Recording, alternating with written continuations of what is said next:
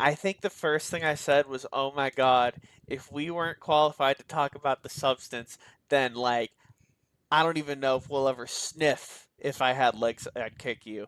But this has got to be, I'd say without a doubt, probably the weirdest movie we've watched.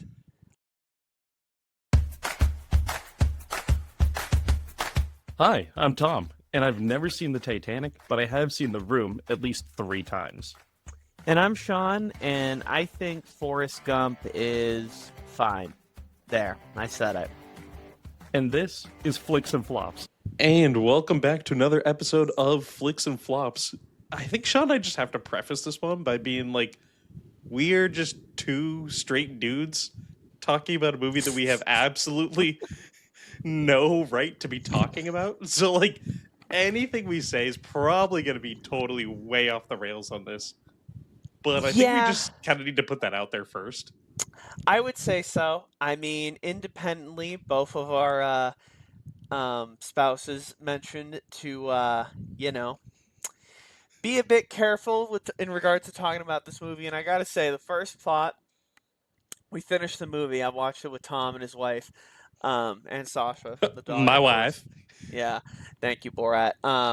And I think the first thing I said was, "Oh my god, if we weren't qualified to talk about the substance, then like I don't even know if we'll ever sniff if I had legs I'd kick you."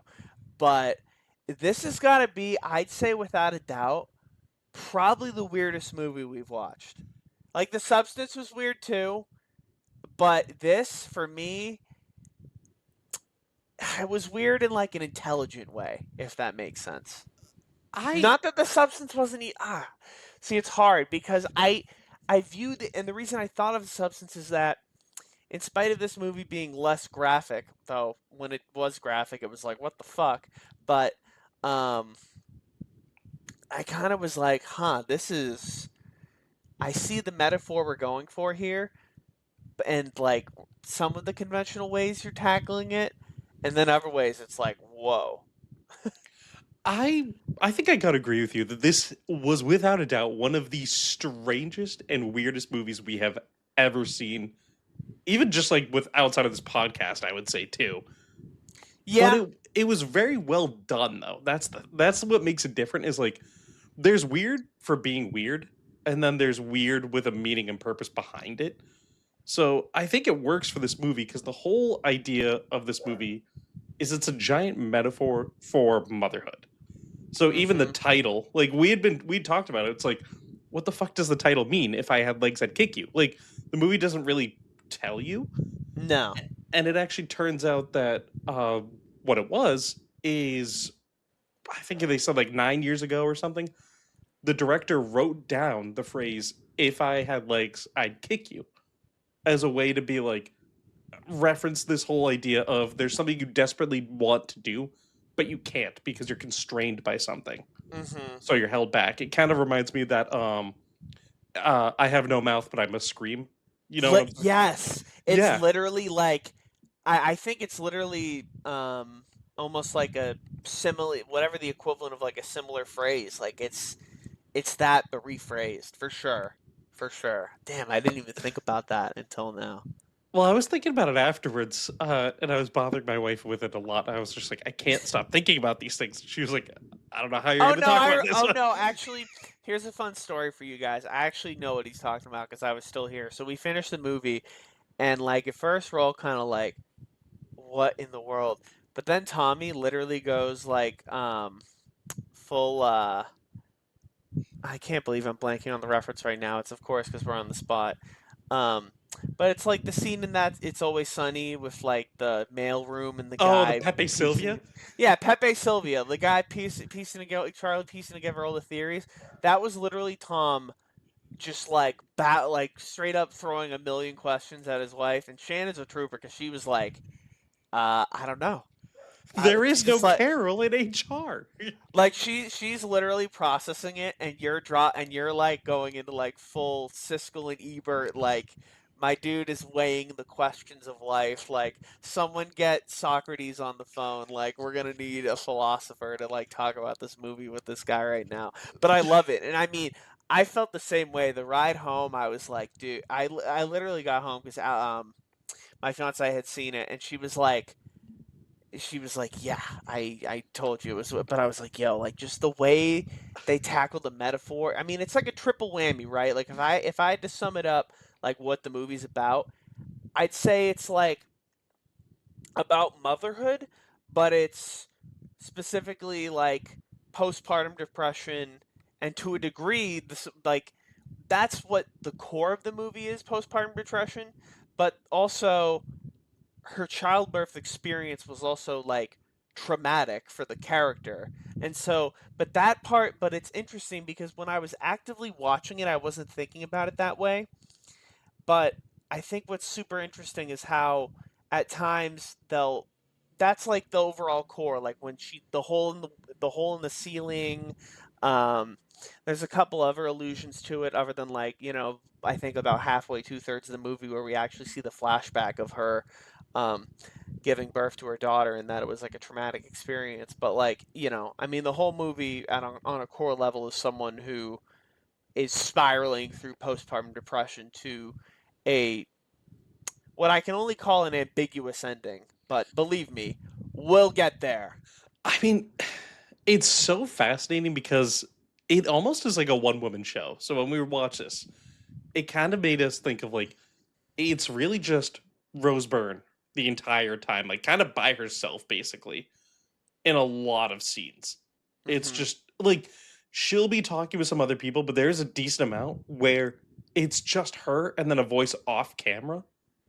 And And her, sometimes like, not even a voice. yeah, Sometimes not even a voice. sometimes it's just her. And it's like her acting is some of the best I think I've seen in a movie in a long, long time. It is her tiny little facial expressions, everything is perfect, and she had absolutely hooked me into this whole idea of she's a woman not just like starting out already teetering on the brink and then fully snapping and losing it.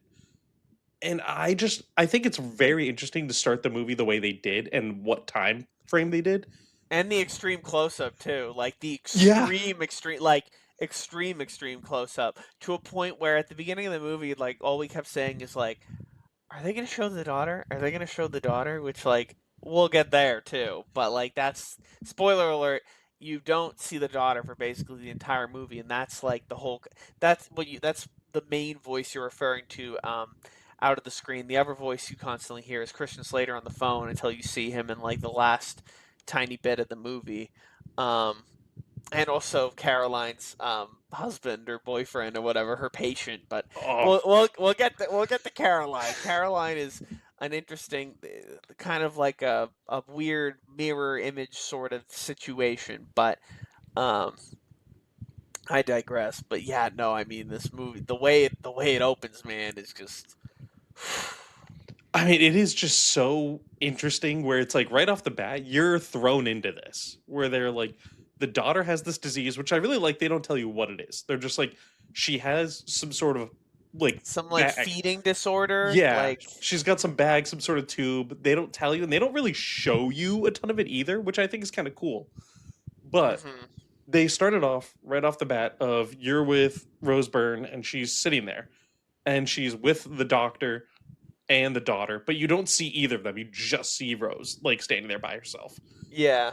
and you hear their conversations, and you can tell that it's like you're thrown into this, and you can kind of get the sense that it's like this is a very stressful thing already that the Hmm. mom doesn't want to be a part of, and she keeps saying like the whole theme of the movie is the mom keeps going back to being like, my daughter doesn't need the bag, my daughter doesn't need this feeding tube, it's holding her back, like she hasn't hit her weight goal for getting the tube removed, like she's stunted, she's behind, I want to take care of her, I want to make her better. But at the same time, Rose doesn't know how to make her better.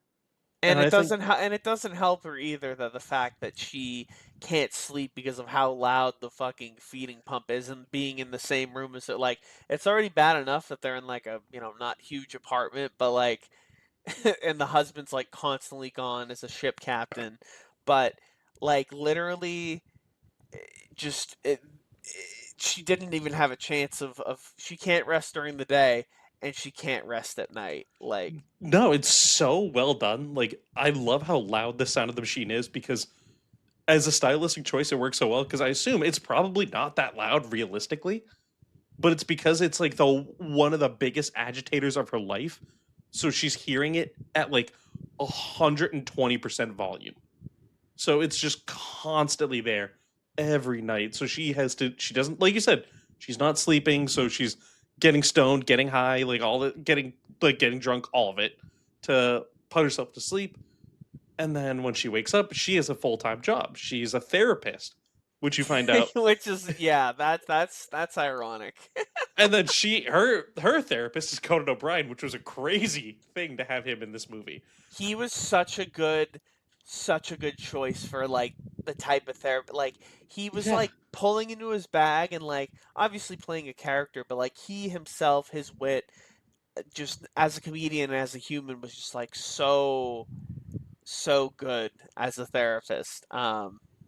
I didn't He expect him to be serious. Like in a series, I was never a huge fan of Conan. I never really watched like a lot of really his.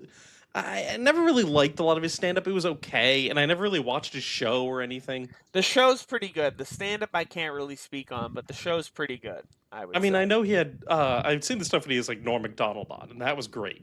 That's just because Norm Macdonald is Norm Macdonald.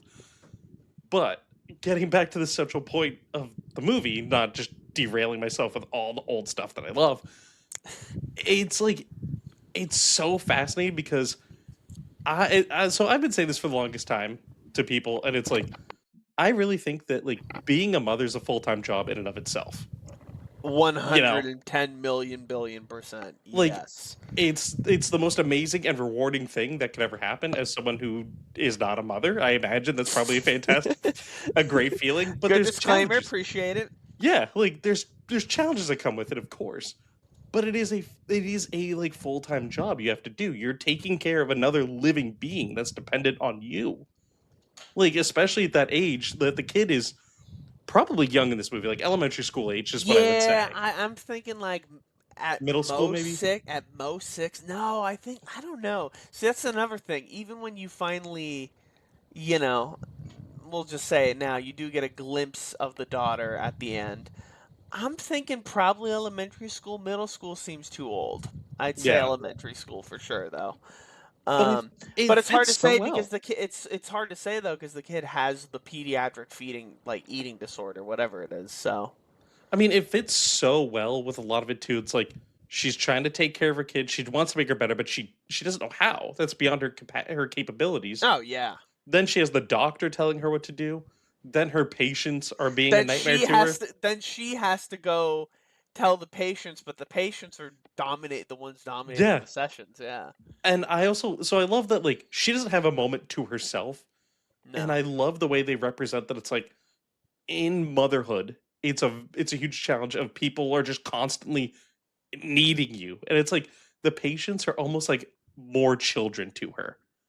So it's like they're needy. They need her attention. Give me attention now. Mhm. Like talk to me. And so she doesn't have a moment to herself.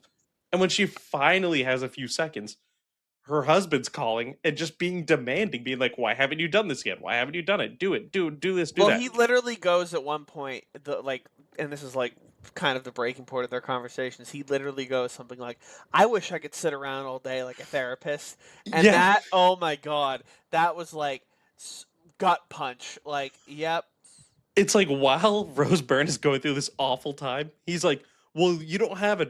He's like, "I wish I could sit with our daughter all day," and it's like, dude, you don't understand though. Like, you're not seeing it from her point of view. You don't get it. And I love the whole metaphor too of there's this obsession with like the feeding tube and the hole that the daughter has like in her stomach, right? mhm, mhm, So eventually the daughter's like, oh, like early in the movie, the daughter's like, oh, there's water in the bathroom. Oh my God. So Rose Byrne goes to the bedroom, check it out. And the giant gaping hole forms in the ceiling of the bedroom and water rushes in everywhere. And they have to live in this skeezy motel like for an unknown amount of time. It's like yeah, like what seems like weeks, yeah, and it's like America's Most Wanted live in the hotel too, or the motel. So it's like super gross. yeah, literally. But it's perfect for her because she just has these. in addition to not being able to sleep, in addition to having a demanding life during the day, to say the least, on top of her daughter being like, needing constant care, she just lives this degenerate lifestyle of like drinking wine, smoking weed, listening to music, eating junk food, like in the dark, like very like suspect. I mean, she also like abandons her daughter, like walks like 30 minutes away to like her apartment to check on the like, and is on the phone with the contractor being like, "Oh, my mom died. Sorry, I can't fix this." Yada yada, and like she's going psycho from that. It's just like, I mean, she meets ASAP Rocky's character Jamie, who he He was was great. phenomenal, Yeah. phenomenal. He He was great in this. he was so good. And I love that, like, I love the way they show Rose Byrne really struggling of every single night. It's like the only way that she really has time to relax and care about her daughter is when she's under the influence. And Literally. it's almost like that's a form of how the daughter had a dependence on the feeding bag and the tube.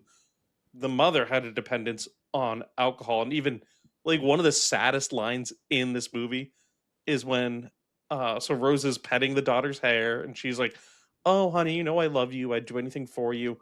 And the daughter literally goes, "Your breath smells like wine." And it's like it's like that's Yikes. Yikes. it's such an emotional, because like she's a kid, she doesn't know any better, so she's like, "Mommy, your breath smells like wine." And it's like that's so sad for a child to be saying those things. But at the same Yeah. time, Rose is going through a really hard time. So it's like it, it's just layers on top of layers in this movie. It's like everybody is flawed and nobody is perfect, which I think is a much better representation of everyday people. Too many movies I think are just like, "Oh, they're so good. They struggle with this, but they're perfect in everything else." Like, no, she is like failing at everything else because she can't get a grasp on things.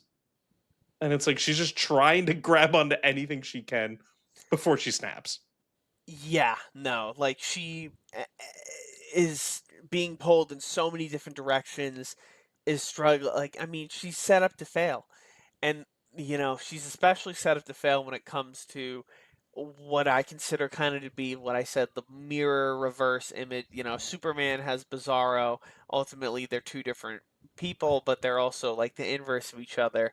And so if you think she has it bad managing, the daughter with the feeding tube, this girl Caroline, who is the mother of a crying baby, um, Oh, it's just like she's having these like weird ideations of thinking like she doesn't want to be like what, not Eileen Wuornos, what was the woman's name? She was like, I don't, she's literally, there's a point in the movie, she sends her a video of, and she goes missing. Okay, so let's track it. She's, she's crazy with the kid, but in an even more manic way that makes Rose Byrne look like, like she's got her shit together. Um, she abandons the kid in the middle of a session. Constantly thinks she's not worthy of the kid, like she's gonna hurt, like doesn't want to hurt the kid, etc. Goes missing. She has to call Rose Byrne has to call the police to get the kid picked up. Um, Calls the husband. The husband's like, "Oh my god, I didn't even know she was going to a therapist. This is so typical of her. Like, what the fuck? I'm at work. I can't leave." Which, like, that's crazy, man. You're at work and you're not gonna go leave for your son. Like, yo, what the? Like, what? I don't even think I said that to you, like when we were there. But I was like, that's crazy. Like, it's bad. I mean, your reaction to your wife is one thing, but like, that's fucked up. But like, it's even worse. You don't care about the like I'm at work. Like, it, what? it's one of the most unhinged things in this movie, but I love it where like you say, he's like, "Ah, this is so typical of her. Everything's about her. God, she's so annoying." And meanwhile, Rose is like, "Dude, your child though," and he's like, "Whatever. I don't fucking care. Like, who cares?" It fits into the whole narrative that like almost, I think it's really every single man in this movie is a total piece of shit.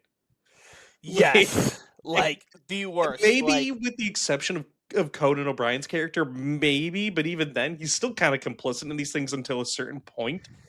Yeah, I mean, he enabled her for a long time, and the only reason that it stopped seemingly, and there's this weird parallel sub story that Tommy and I aren't sure is really there, is you're kind of wondering, well, for one thing, you always wonder how much of what we're seeing is real or what she's perceiving. Uh, and I think at times it's more objective to tell it, and at other times it's kind of murky. And I think where it gets murky is that, like, the way that Conan breaks up with her, quote unquote, as a therapist, he is just like, I know what you're doing. Like, I don't know. And, like, the way that he's describing what she's seemingly doing in her sessions with him, you can't tell if it's like a lack of just like professional boundaries being broken and her, like, kind of taking advantage of that in, the fact she's a therapist and their therapeutic relationship. Or you can't really tell if, like, Conan O'Brien is, like, perceiving her as, like, being into him, because, I mean, there are, like, she says, like, I love you at one Yeah. point to him. She's, like, weirdly, it's just so weird. There are no boundaries of her. Her character, Rosemary's character's name is Linda. They do say her name probably 10 billion times in the movie.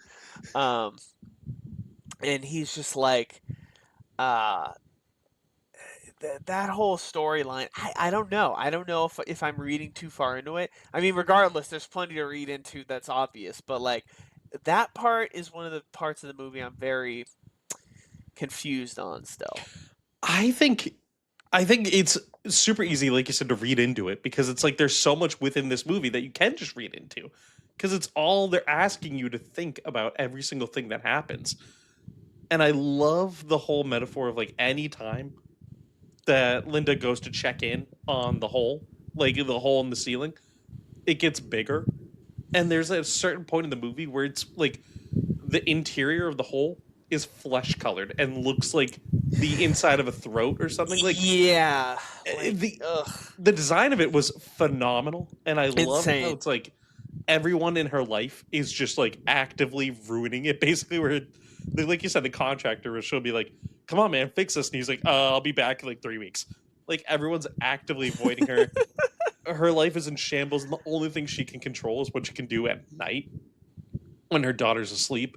And And so it, she's like a complete and utter degenerate, like, yeah, and because she's why like not? constantly going to get more wine and popcorn. But like, she is like all about like destroying herself basically.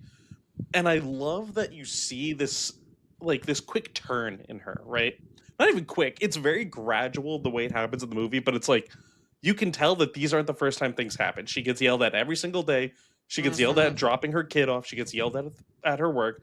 She, her daughter is whatever when she's around. Yep. And it's like it's just one extra thing. Like there's a great scene.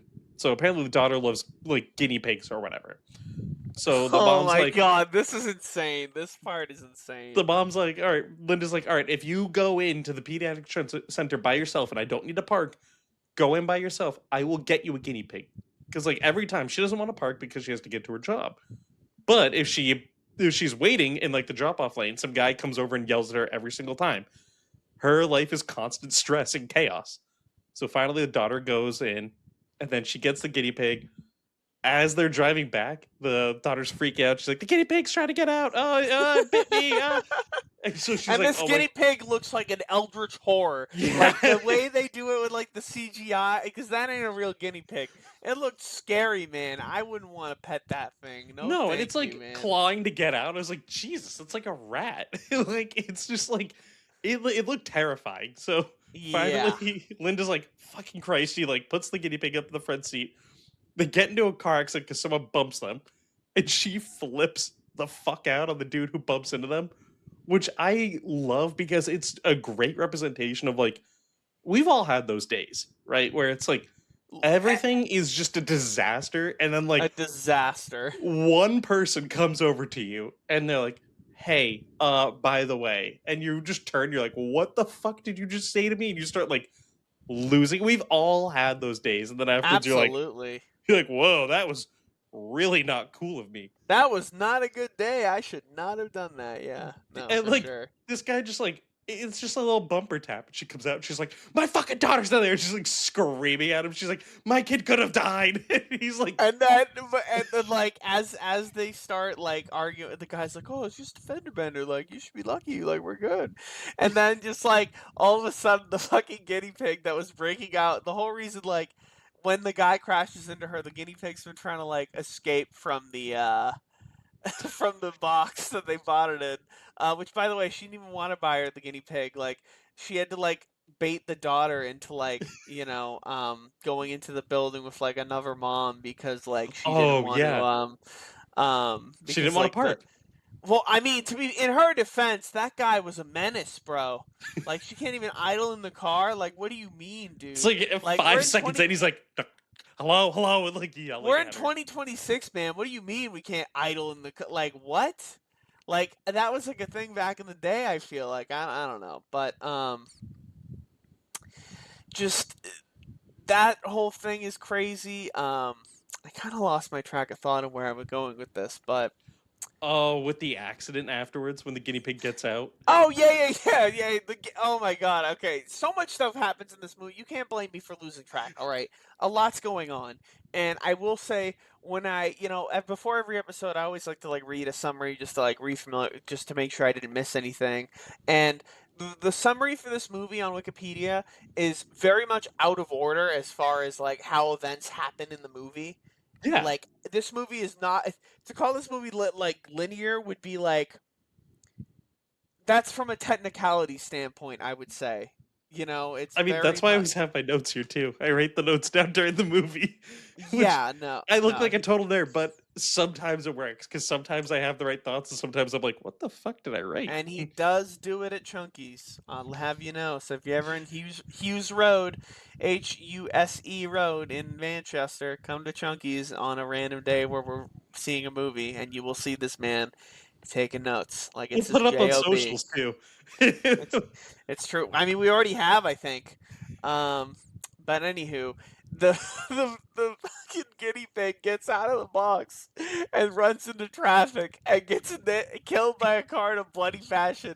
And the daughter, who was already freaking out, being at first she's like, "I love the guinea pig. Let him out. Let him out." And the guinea pig goes, she's like, "I hate it. Get rid of it. I don't want it." And then the guinea pig runs on the road. She's like, "Ah!"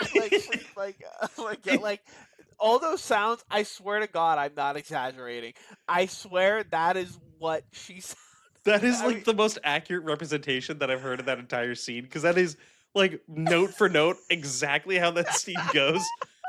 And it's like the guinea pig getting run over is almost like something out of The Boys with how over the top violent it is. yes, it's So, so violent. Oh my which God. is so jarring to the rest of the movie. So I kind of like I laughed because I was so uncomfortable.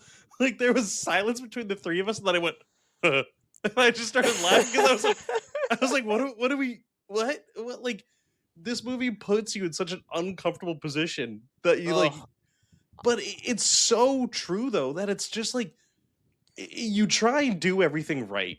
As a parent, you're trying to do everything you can, but right by your children, and it's like they want this thing. You're like, okay, fine, I'll get you this thing. 2 seconds later, they're like, I hate this thing you got me. I hate it so much. It sucks. I hate everything. And you're like, you were just asking for that. What do you mean you hate it?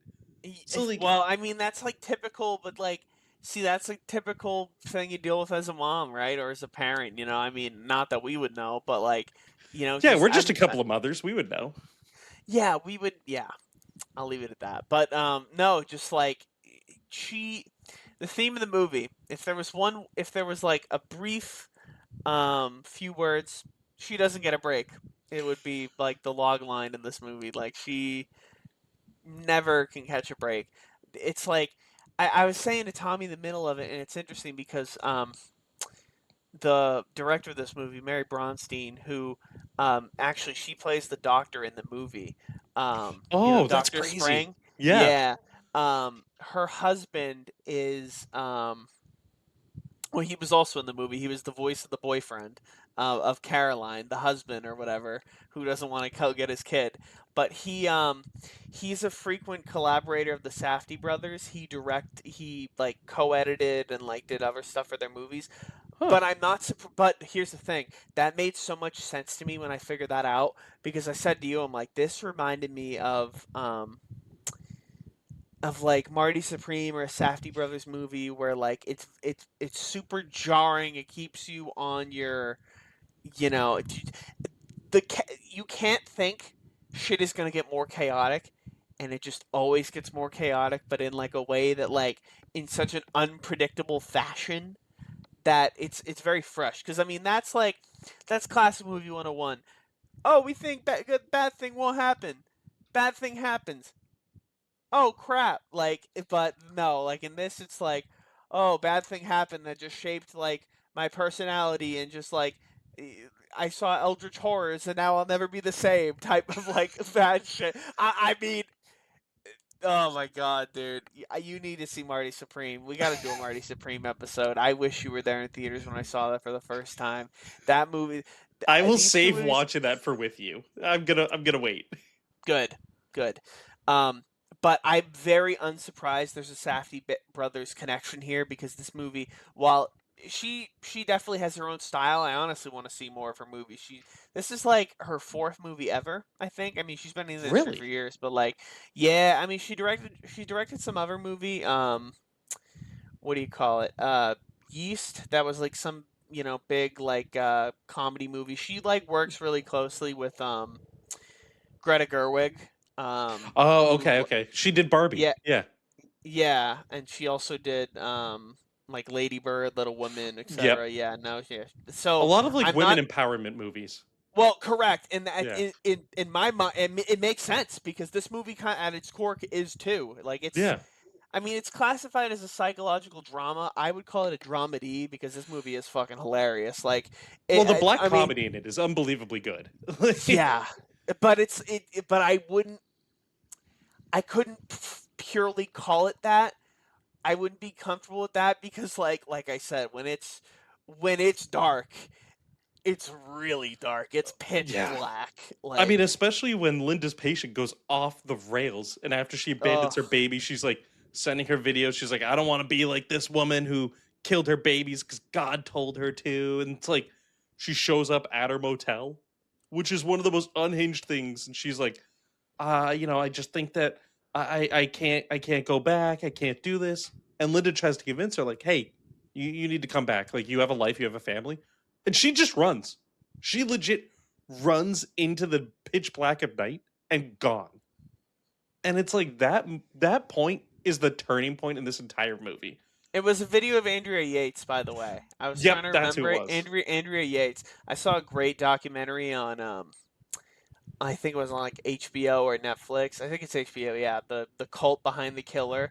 Watch that. Highly recommend. Big documentary guy. I don't know if I've ever really talked about it on the show, but I probably binge those more than anything else. That and reality TV, which for the stuff I watch with you is like very much the opposite. But um, like I, the fact that that's what she's scared. She literally says in this email, and it's so cryptic.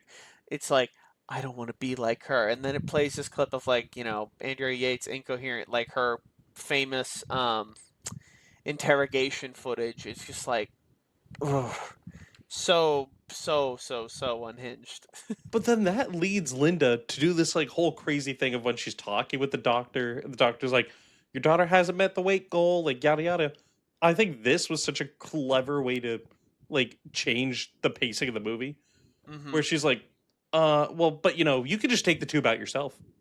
And it's just like this moment with Linda where she's like, "Wait, I could just take the tube out myself. I don't doesn't require surgery or anything like that." And she's like, "Nope, take it out yourself." And I'm like, I think that was done in a very intentional way because it's like she Yes. wanted to hear that. And there's so many, But especially she never now. thought she also never thought she would hear that, which is Yeah. like another. And I think it's a big thing of like, especially nowadays, people just want to hear what they want to hear from like medical professionals. Hmm. So they're like, I know better than this person who went to med school for 8 years. Like, when they clearly don't, the doctor knows better. I love the doctor's like, no, you can just take it out.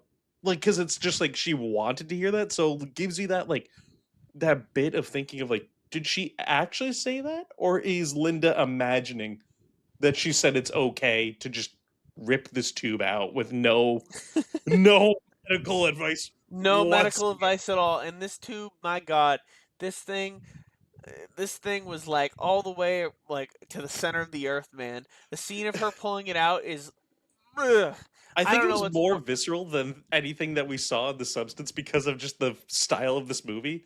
The Yes. Substance, like we knew what we were getting into, but this I wasn't expecting, it, and it was the long, slow, like pull of it, and also the gross sound it made of like squelching while she pulls it out, where it's like as she's pulling it out constantly, like like I felt almost sick to my stomach watching it, and the scene probably goes on for like a minute and a half of just pulling out this tube, masterfully done. Ugh. But then the daughter's like, everything seems fine, and it's like I like that turn where she's like, oh, she seems fine. Christian Slater comes back. Everything seems fine. He's got the hole fixed at the apartment. Look at that. Everything's good. Yeah, literally, like her life's been a disaster. This guy isn't there. He's like absolutely reaming her out on the phone, et cetera, et cetera. And then, she just so happens to go check out the apartment, and whoop-de-doo, he's fixed everything. And mind you, this is after like Jamie, was helping inspect the place and like fell and like his leg like You snapped into destroyed his and, leg. and you see the bone and like he's on the cast and it's just like this dilapidated shit dungeon that was her apartment that they showed just magically is better now. It's like, but that's part of the metaphor. Like that's part of like what we're going here. Like, mother, motherhood, like you're going through all these struggles. I mean, I can imagine you're going through all these struggles. Like, you know, you got the weight of the world. It never feels like everyone's against you. And then just these things that seem like Herculean problems to you are just like solved like this. And it almost, and in a way, it's like, it's got to be invalidating in a way. It's like, Yeah. damn, like I went through this and then like it was just solved like this. It's It's like in a she's utterly flabbergasted. it, Like it, when she gets there. it's like in a group project when you do all the work and then someone else shows up and puts their name on it and they did like one slide.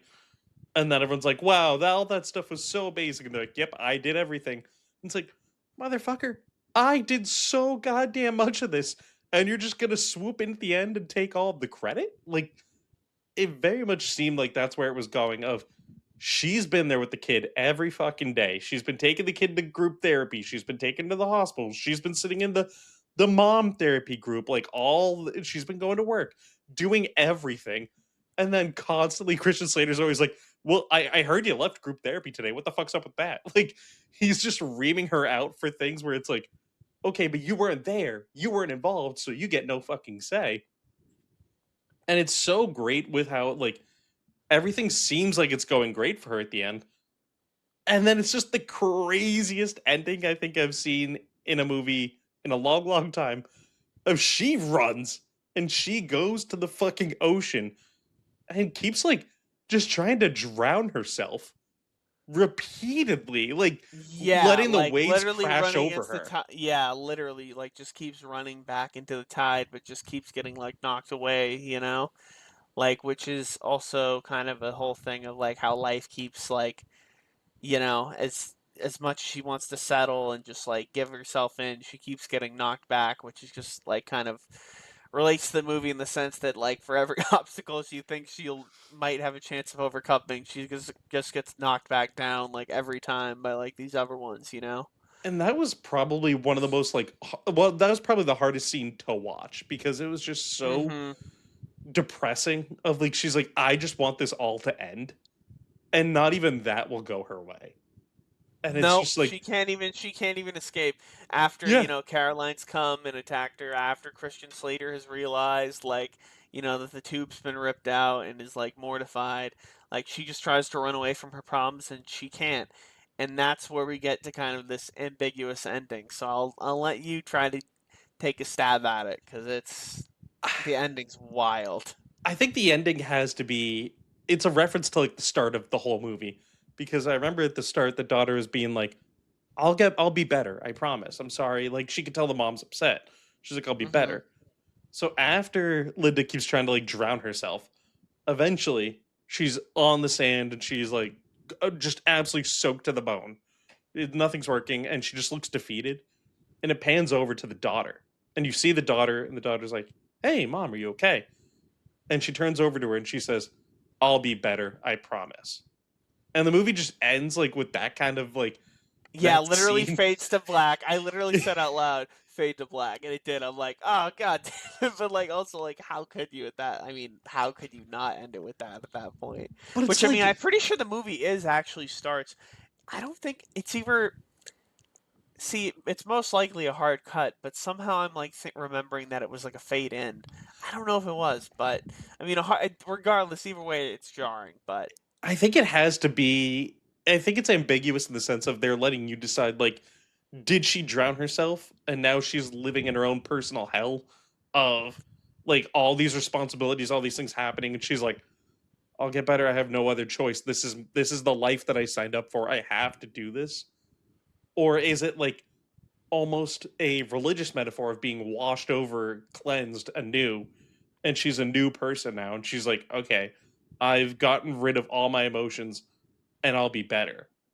I'll be better for you now." Like I it's mean, she's it's gonna have to very deal open with the ended. consequence. I mean, yeah. I mean, if that's the way it goes, she's gonna have to deal with a lot of consequences of her actions. Yeah, That's for sure. Like, good luck with that. I would. I'm glad that's not me. But like, I think it's I don't good know. though. Like leaving it to be ambiguous is so much better than just point blank telling you. Like letting you decide what you think the ending is a Hmm. powerful storytelling mechanic. Yeah, it was. Wow, this movie was a ride. That's for sure. I mean, I'm very interested to kind of see. Um, other people's perspectives on it. I really gotta. It's one of those movies where I don't know the next time I'm gonna watch this, but I know for a fact it's one of those movies where, like, if it comes up in conversation, I'd be like, you know, diving down like the rabbit hole with whoever I'm having the conversation with. It's one of those movies where it's memorable, but it's also like, I mean, it's just so jarring that I don't know when I could foresee myself you know, diving into that again, right? I So, mean, for me, it falls into that very rare category of greatest movie I will watch only once in my life and cannot watch ever again. And right now, I think there's really only two of those. It's like this and A Marriage Story. Both of those are just like very, very hard to sit through, but they're amazing movies, and I highly recommend If I Had Legs, I'd Kick You. It's incredibly good, and it's one of the best movies I think I've seen on this podcast.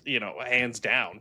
oh, it's fantastic. Oh my God. And then, and like, it's just so out there compared to a lot of the other stuff we've watched. And I really hope we find other movies like this because, like, wow. I mean, A24 strikes again. Seriously, they are just on a goddamn fucking heater. A24 just makes straight up bangers. That's all they do. I They're mean, they they're the also, opposite of Blumhouse. they also acquire bangers too. You gotta understand that. It's also like, they True. can, but like as far as like modern day art house and like movies, there is no comparison, right? Like they are the standard, right? For better or for worse. Because I mean, some of them are. They don't nail on everything, like materialists. Like, oh god, Yeah, no, that wasn't really like that good. But yeah, like there's I mean, you got like yeah, you not got not. Civil War. We didn't watch that, but we No, almost but did. that's on HBO, so we I do have know time to watch it. we do we do. I mean, Tom, we have all the time in the world. This podcast is going until Yeah. you and I are in diapers, man. And even then, I Are think you we not might keep already? it going. Well, I'll leave that up to the audience to decide, much like the ending of this movie. Yeah, that's an open-ended thing. But yeah, no, I mean, we really enjoyed it. If you are a mother, please give us your perspective on the movie. I'd love to hear it. Yeah, feel free to. I mean, when this is up on YouTube, leave anything in the comments of what you thought about this movie or any of the clips we have on our social media. Feel free to comment with any of that too, because we could be way off base. We don't know. We're not mothers. No, I know. I'm aware that this is probably shocking, but it's the truth. But that'll do it for this episode here. This was again, just If I Had Legs, I'd Kick You. Fantastic movie, but know what you're getting into with it. But Yeah. we're keeping an eye out. I think the next one I think it might be in Chunkies again. I think we might be going to see Mortal Kombat I mean, potentially. Mortal Kombat. I mean, like, there's some other we have options. We have so many I options. I mean, there's the new what do you call it? There's the Mandalorian movie too. Oh my god, yeah, that is coming out. I mean, Ooh, dude, we could see Jeremy Allen White as Jabba the Hutt, like Junior, like, Jabba the Hutt canonically has sex. Dude, what a crazy time we live in. or he's asexual and birthed him from himself. I really On want to make a that joke, note, but I'm gonna wait until way later. I'm gonna wait until after yeah. the recording for that one. All right. I think on that note, thank you for watching Flicks and Flops, and we'll catch you on the next one. Peace.